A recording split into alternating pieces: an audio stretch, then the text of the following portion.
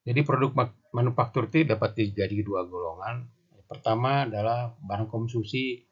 Barang konsumsi barang yang dibeli untuk keperluan sendiri, misalnya beli televisi, beli mobil sedan, beli apa namanya ya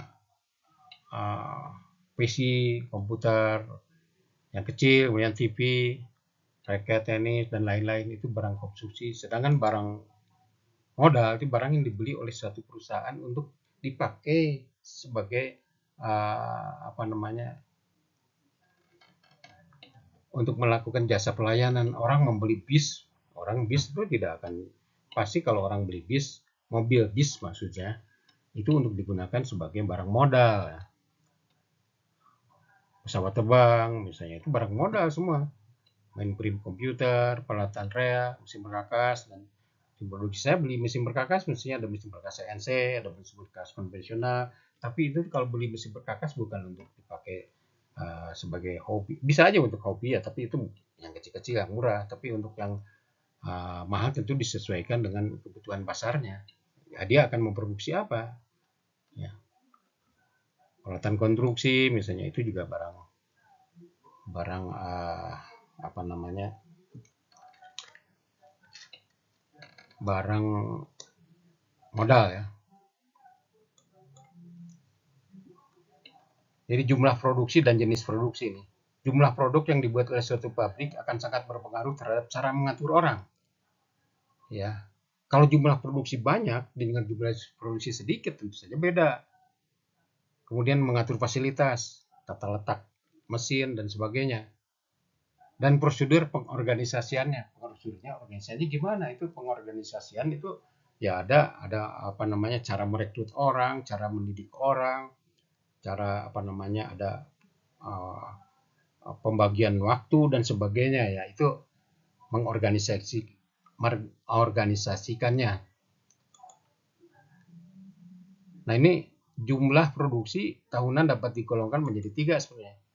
Jumlah rendah 1 sampai 100 unit per tahun, tapi ini saya tidak dimasukkan ke dalam kalau jumlah rendah ini satu misalnya buat pesawat atau 10 unit per tahun buat pesawat, tentu orang yang dipakainya juga banyak ya. Tapi kalau misalnya kita seragamkan misalnya harus membuat 1 sampai 100 itu apa yang dibuatnya sebenarnya. Kemudian rendah itu, menengah itu 10.000 ya, 100 sampai 10 unit per tahun ya. Nah, ini juga perlu dilihat apa yang dibikin. Kalau misalnya mesin perkakas bikin 100 atau 200 unit per tahun itu sudah agak besar. Tapi kalau misalnya mobil ya sedikit kalau segini ya. Kemudian produksi tinggi jumlahnya 10 sampai jutaan unit per tahun. Nah ini 10.000 sampai misalnya 100.000, 200.000 kalau membuat senjata ya harus begitu.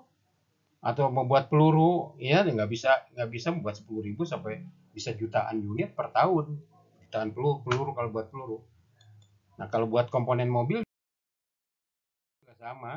Komponen mobil, komponen motor harus banyak juga membuatnya. Karena motor sendiri kan untuk Indonesia saja totalnya bisa sampai jutaan, 2 juta unit per tahun itu.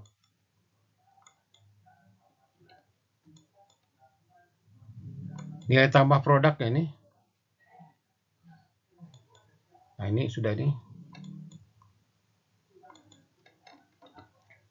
Teknologi dapat menciptakan nilai tambah ya, seperti tadi. Bukan teknologi ini di sini manufaktur ya, dapat menciptakan nilai tambah produk dan proses pengolahan kan melibatkan bahan baku, sumber daya tenaga kerja dan energi. Nilai tambah didapat dengan meningkatkan mengubah sifat kimia.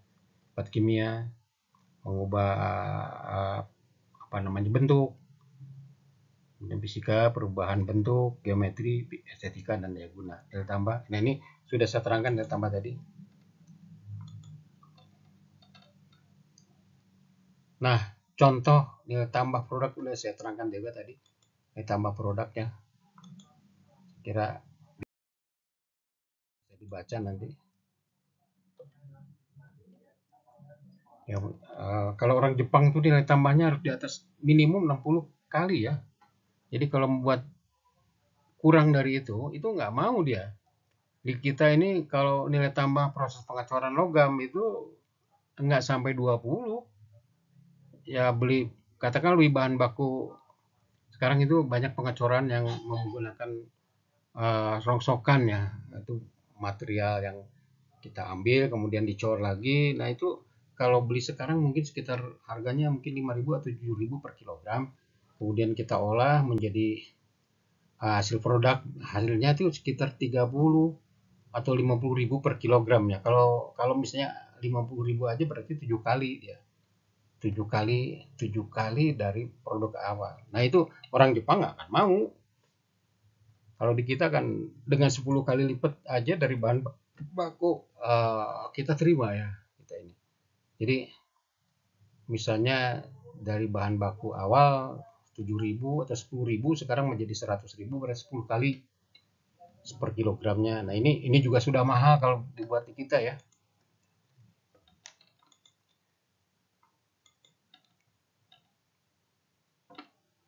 Nah ini sudah saya terangkan tadi sebetulnya.